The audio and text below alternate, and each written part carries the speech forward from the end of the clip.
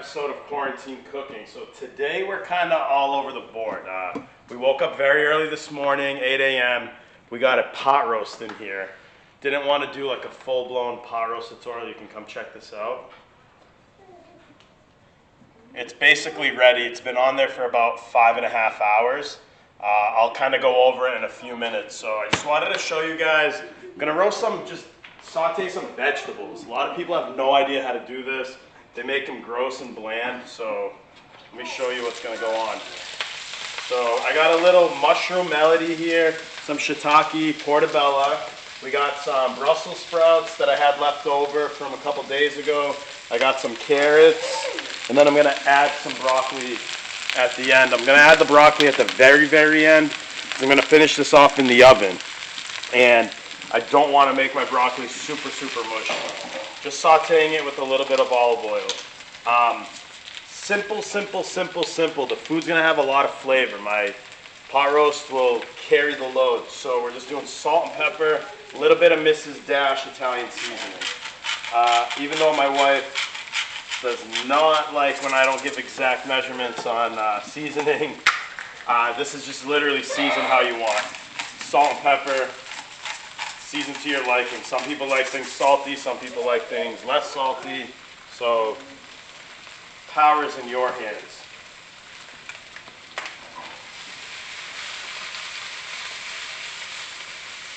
Are there some other spices you can recommend to put in this? I mean, you could literally put whatever you want. At first, I thought about doing a Cajun seasoning. I was gonna do some garlic salt. I just didn't want to go too crazy. I don't need a ton of flavor that's on top of the salt and pepper that's gonna give it to these veggies. And then you got a little bit of veggie, of Italian seasoning. I like Mrs. Dash because it's salt-free. And like, let's see, there's some oregano, basil, rosemary, parsley. I mean, there's a lot in an Italian seasoning.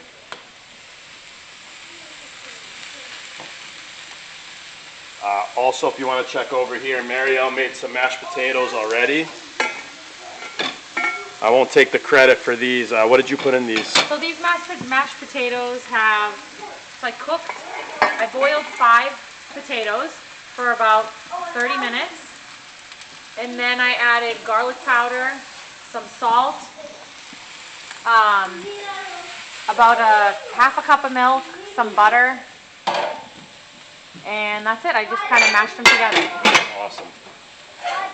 So I had the stove already on, or excuse me, the stove top on before, and I left it on low heat. I've cranked it up a little bit just because I didn't want to burn my oil before we started filming this. So if you look closely, like I quartered the Brussels sprouts. Doesn't need to be anything big. Mushrooms are kind of all across the board in terms of size. And then the supermarket, all they had for carrots yesterday was these like ruffle cut chip looking carrots. So, which is actually good. I like a little more consistency on the carrot. It's not going to mush down. Another thing a lot of people do with pot roasts is they'll throw the carrots and all their veggie into the slow cooker. That literally just annihilates the entire meal. So I didn't want to eat mush. I want some consistency.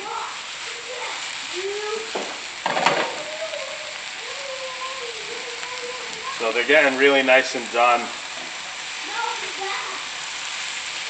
You know, I don't want to go crazy. I'm going to kind of get them to the point where they're, you know, still a little on the rarer side.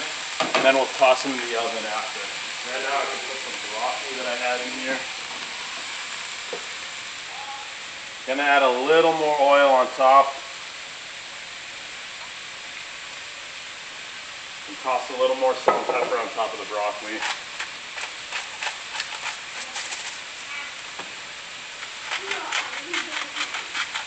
Almost didn't make a video today, but had a lot of requests to toss another one up here. So I'm 3 days into quarantine and I'm 3 days into nice meals. So we'll see how long this lasts.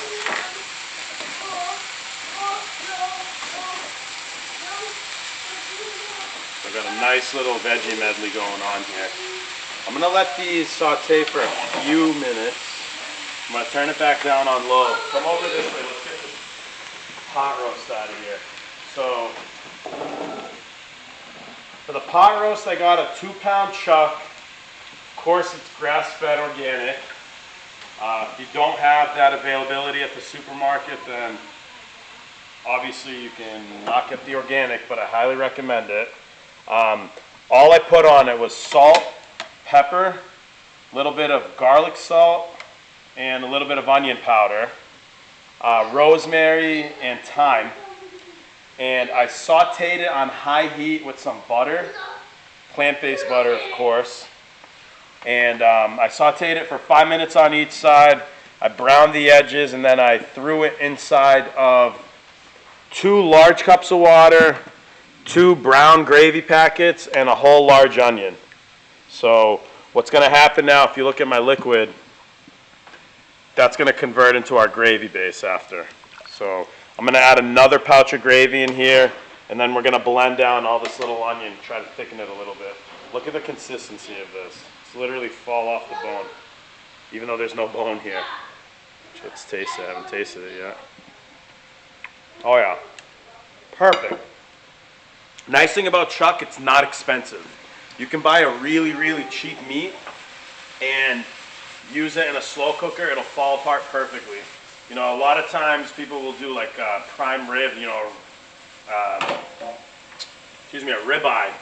Spend like, you know, 15 bucks a pound, and then basically throw it in a slow cooker and mush the hell out of it.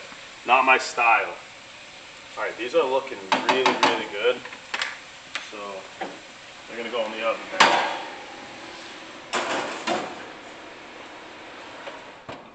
All right. So now we're gonna get another pouch of gravy.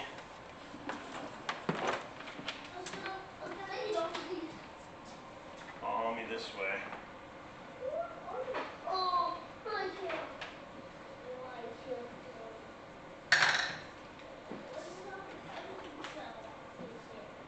This thing's called a Smart Stick. I've literally never used it before, so it's nice to have these little random tools and a reason to use them. You get this stuff over the years, and then you end up using them once and putting them away. So what are you gonna mash now? So there's still some chunks of onion that have kind of broken down. I'm gonna just blend it all in here. Then we're gonna break this up, use this as a gravy for the meat and this as a gravy for the mash. Now I'm kind of all over the place. I put some brown gravy originally. I personally like chicken gravy a lot better. Can you show us that again, please? It's just a classic chicken gravy. Yep. I don't want to advertise for those companies. Let's get a fork.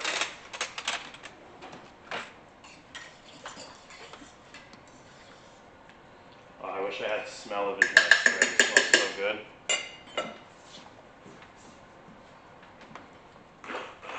Oh wow, this thing's sick. Alright, so we're just blending this all in on low.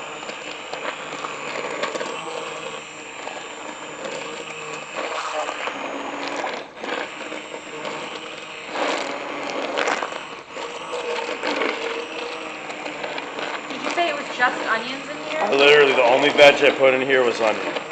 So I took, it's not actual like a measured cup of water. I just took a, let me show you what I did. 2 large glasses of water this size. So standard glass cup. Fill them up, put 2 cups in there, and then put 2 pouches of brown gravy and a whole entire large onion in there, white onion.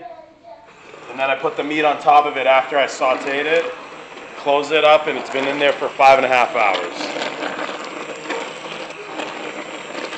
Basing off the consistency of the meat, we could have probably taken it out an hour ago and been good.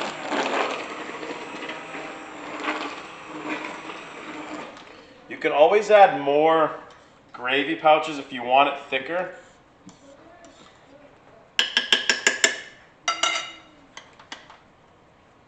You could also add some flour.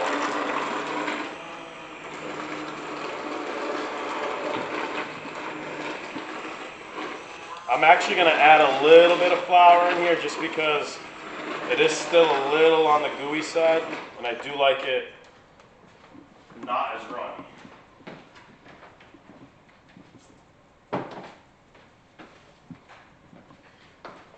This is called improvising on the go, ladies and gentlemen. Let's go. We're gonna use like a nice big spoon.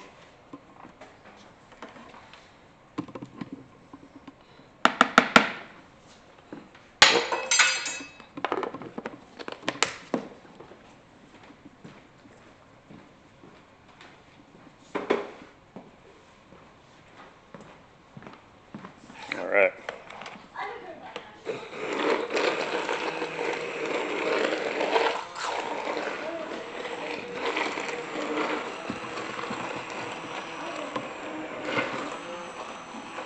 Definitely thickening up a little bit more.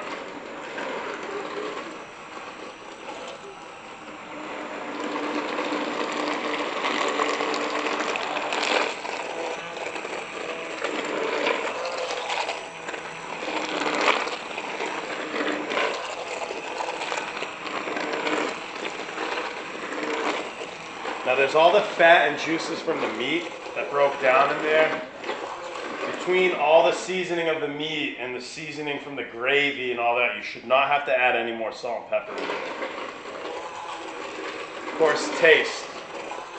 Your tongue is your key. All right, this is looking fantastic.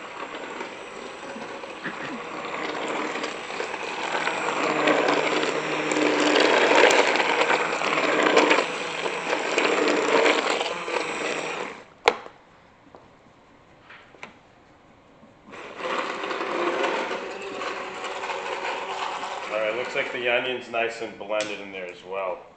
Yep. Nice. This is a perfect gravy consistency. Alright. So I'm going to just shred that beef up a little bit. Unplugged the wrong thing. Another thing you can do is take the meat, put it back in here. I don't want to do that because I want some gravy on the side just for the mash and for the veggies.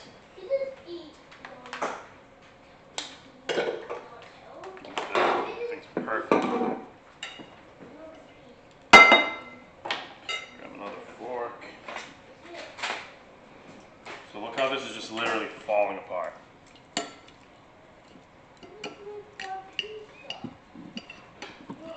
I mean, it takes no time whatsoever. It's really not that hard to make delicious meals at home if you have no idea how to cook, especially if you have a slow cooker.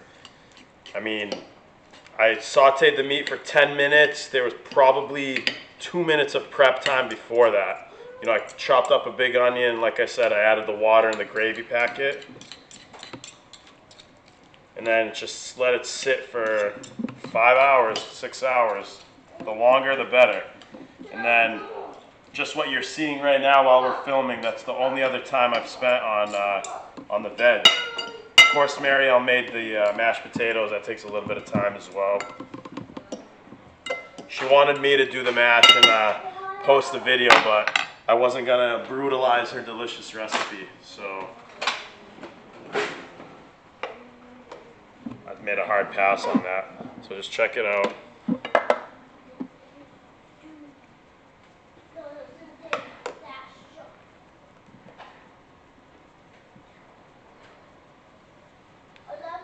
I swear the smell is just phenomenal.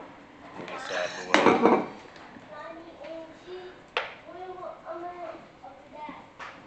You can make a nice little au jus sandwich later with the leftovers.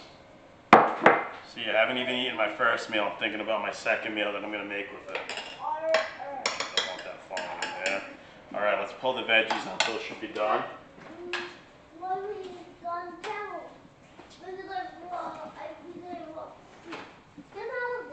I'll come around and check this out. Oh yeah. Oh yeah. That's all.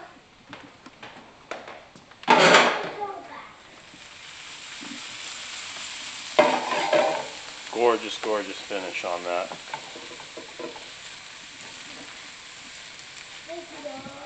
There you have it. Feel free to leave a comment if you want to know the exact recipe on something specific. There's just a lot of stuff going on, so I'm not going to post a million things in the subject line today.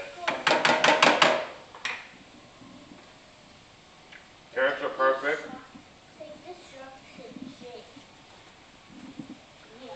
Say a little bit more than al dente.